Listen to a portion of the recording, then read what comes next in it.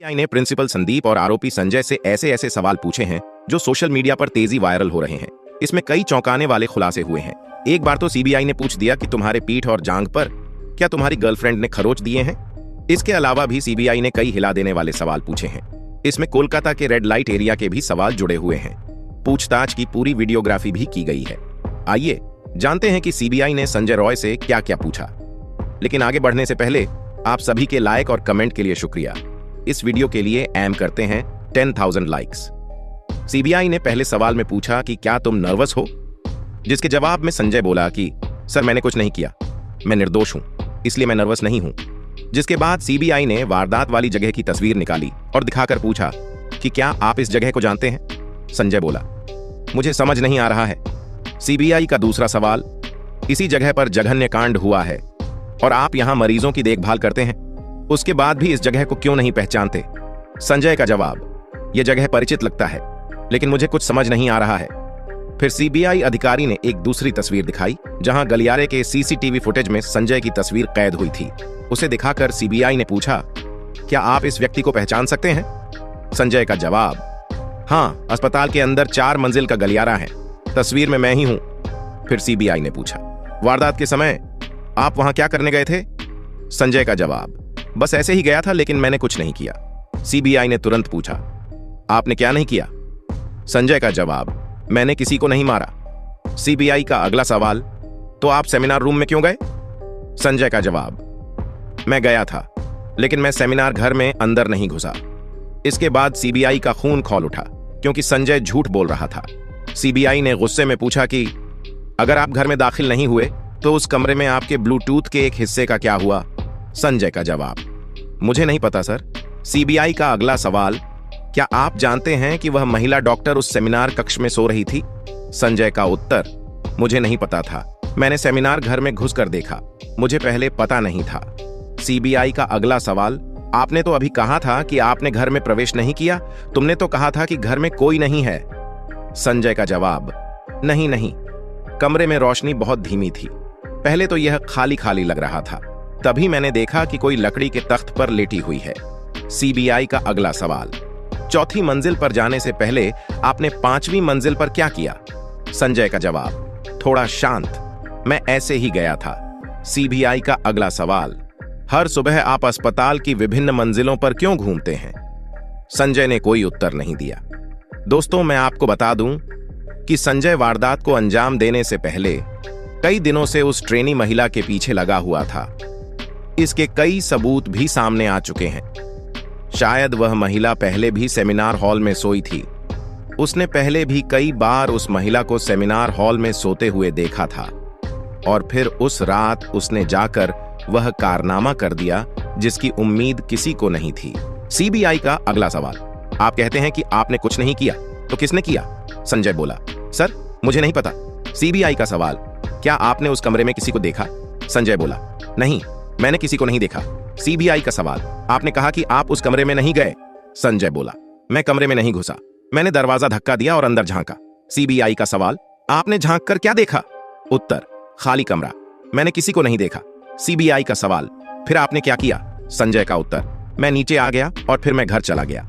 संजय के इस झूठे जवाब को सुनकर एक बार फिर से सीबीआई अधिकारी तिलमिला गए क्योंकि कमरे में झांकने के बाद वह 35 मिनट तक अंदर घुसा रहा। वह सोए हुए महिला पर जंगली जानवर की तरह कूद पड़ा था। वह कई दिनों से उस महिला को घूर रहा था। पूरे 35 मिनट तक उसने महिला के साथ जघन्य अपराध किए, लेकिन फिर भी वह कहता है कि मैंने झांका, देखा और घर चला गया। संजय के इस घूमने वाले जवाब को सुनकर सीबीआई ने सीसीटीवी फुटेज का समय दिखाकर पूछा, खाली झांकने में 35 मिनट से ज्यादा का समय क्यों लगा। सीबीआई का यह सवाल सुनते ही संजय बिल्कुल चुप हो गया क्योंकि इसी 35 मिनट में उसने पूरे भारत को हिला दिया था। लेकिन इसके बाद सीबीआई ने संजय से सबसे खतरनाक सवाल पूछ दिया। सीबीआई ने एक और तस्वीर दिखाकर पूछा कि बताइए कि आपकी बाईं जांघ के पीछे पीठ पर और बाएं हाथ पर यह खरोंच कैसे आई है। इसके जवाब में संजय बोला, सर मुझे याद नहीं है। फिर सीबीआई ने पूछा कि डॉक्टरों का कहना है कि पीड़ित महिला के शरीर पर भी खरोंच के निशान हैं। संजय बोला, इसका मुझे ध्यान नहीं।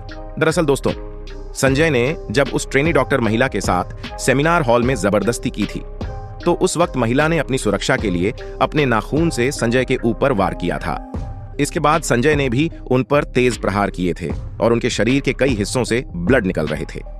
लेकिन सीबीआई का अगला सवाल सबसे हैरान करने वाला था। सीबीआई ने पूछा कि क्या आपके शरीर पे ये आपकी गर्लफ्रेंड के खरोंच के निशान हैं?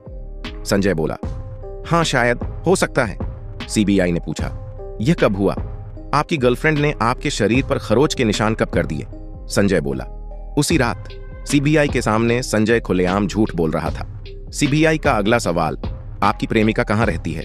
संजय बोला, चेतला में। दोस्तों, आपको बता दें कि कोलकाता में सोनागाछी के अलावा चेतला के अंदर भी एक रेड लाइट एरिया है जहां लोग सेक्स वर्कर से मिलन के लिए जाते हैं। कुछ रिपोर्ट के अनुसार संजय भी वहां गया था, लेकिन अंदर नहीं गया। माना जाता है कि अगर संजय उस दिन वहां अंदर जाकर अपनी भूख मिटा लेता तो उसकी सेक्सुअल एनर्जी शांत हो जाती और फिर शायद लेडी ट्रेनिंग डॉक्टर की जान बच जाती। लेकिन दुर्भाग्य से ऐसा नहीं हो सका। सीबीआई का अगला सवाल, माना कि आपकी गर्लफ्रेंड चेतला में रहती है, लेकिन आप उस रात उनसे मिलने नहीं गए थे? संजय बोला, ना, मैं गया था सर, मेरा दोस्त भी मेरे साथ था। सीबीआई का अगला सवाल, आपके मित्र ने हमें बताया कि आप चेतला में अंदर नहीं घुसे, तुम बाहर खड़े थे।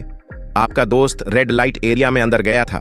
संजय बोला, मैं भी अंदर गया था सर, मेरा दोस्त सौरभ गलत कह रहा है।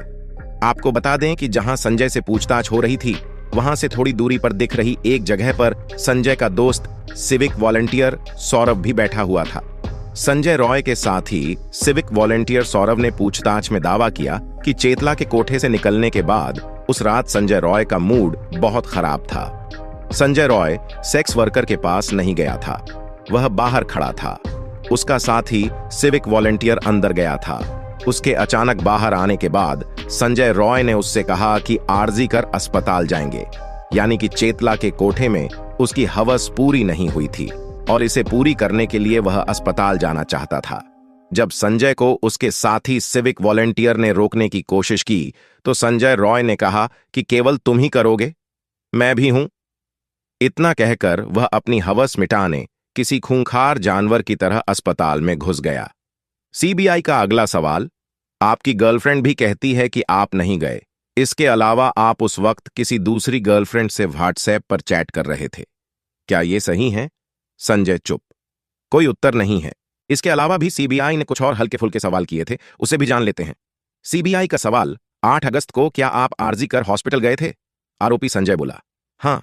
सीबीआई का प्रश्न, आप कब गए? संजय बोला, मैं सुबह गया था। सीबीआई का सवाल, आप अस्पताल क्यों गए? संजय का जवाब, मेरे दोस्त के एक रिश्तेदार का एडमिशन था। सीबीआई का सवाल, अस्पताल में आप कितने समय तक रुके? संजय का जवाब, मैं दोपहर को बाहर आ गया था। सीबीआई का अगला सवाल, क्या आप उसके बाद दोबारा गए? संजय थोड़ी देर चुप रहा। अगला सवाल, आप क्या सोचते हैं, कहिए, क्या आप दोबारा अस्पताल गए थे? जवाब, हां, मैं गया था। सीबीआई ने पूछा, दोबारा आप कब गए? संजय बोला कि अस्पताल में दोबारा शाम को गया था। सीबीआई ने पूछा, ठीक ठीक बताओ, आप शाम को कब गए थे? संजय का जवाब, मरीजों की देखभाल करना मेरा काम है, तो इसलिए मुझे कई बार अस्पताल जाना पड़ता है, सभी टाइम ठीक से याद नहीं आ रहा। इसके अलावा भी सीबीआई ने संजय से कई बड़े सवाल किए हैं जो धीरे धीरे बाहर आ रहे हैं, उसे लेकर हम आपके साथ नेक्स्ट वीडियो में हाजिर होंगे। सीबीआई आरोपी संजय रॉय से पॉलीग्राफ टेस्ट में और भी सवाल पूछ रही है। इस टेस्ट में 3 तरह के सवाल होते हैं, relevant, irrelevant and control questions. Chetla के कोठे से संजय डायरेक्ट अस्पताल क्यों गया, इसे लेकर सीबीआई काफी कुछ जानना चाहती थी। सीबीआई के अधिकारी यही जानना चाहते हैं कि संजय रॉय आखिर क्यों आरजी कर अस्पताल लौटा। क्या इसके पीछे किसी की साजिश थी? क्या उसने पहले से प्लानिंग बना रखी थी और वह अपने प्लानिंग को अंजाम देने के लिए आरजी कर अस्पताल लौटा था? सीबीआई इससे पहले संजय रॉय को आरजी कर अस्पताल भी ले गई थी और पूरी वारदात को रिक्रिएट किया था। अब पूछताछ के आधार पर सीबीआई दूसरे राज जानने की कोशिश कर रही है।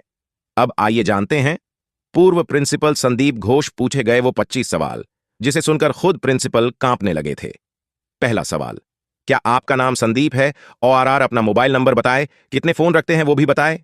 दूसरा सवाल, क्या आपका जन्म कोलकाता में हुआ है? तीसरा सवाल, क्या वारदात वाले दिन आप हॉस्पिटल में थे?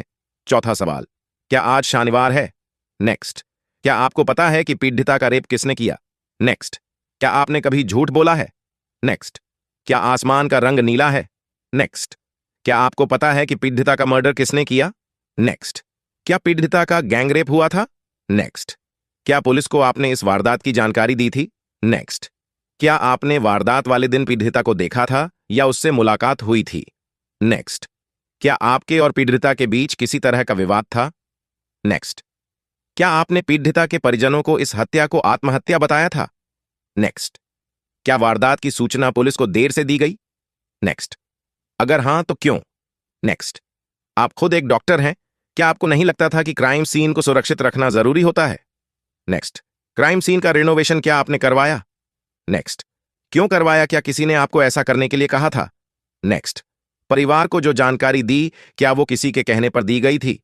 नेक्स्ट, सबूतों के साथ छेदछादच एक अपराध है, इसकी जानकारी है आपको? नेक्स्ट, क्राइम सीन को आपने जांच पूरी होने तक सुरक्षित क्यों नहीं रखा? नेक्स्ट, वारदात के बाद आपने तुरंत अपना इस्तीफा क्यों दे दिया? इतनी जल्दी किस बात की थी? नेक्स्ट, क्या आपको रिजाइन करने के लिए किसी ने दबाव बनाया था? नेक्स्ट, आपने वारदात के बाद किस किस से बात की? वारदात की जानकारी फोन पर किस किस को दी? नेक्स्ट, क्या सजय रॉय को जानते हो? अगर हां तो कब से कितनी बार मिले? 8-9 अगस्त को मिले थे क्या आप? दोस्तों, कोलकाता केस में अभी कई चौंकाने वाले खुलासे सामने आ रहे हैं, जिसे लेकर हम जल्द ही आपके सामने हाजिर होंगे।